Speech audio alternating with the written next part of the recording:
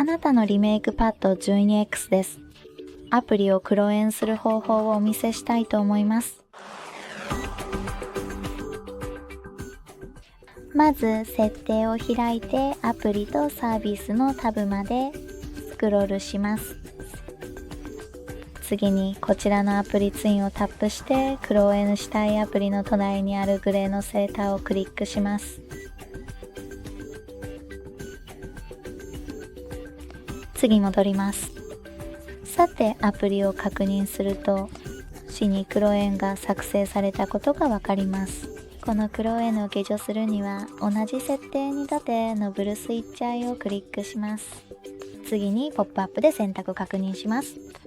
ご覧いただきありがとうございました。この動画を楽しんでいただけたらいいね、コメント、そしてチャンネル登録をお願いします。さようなら。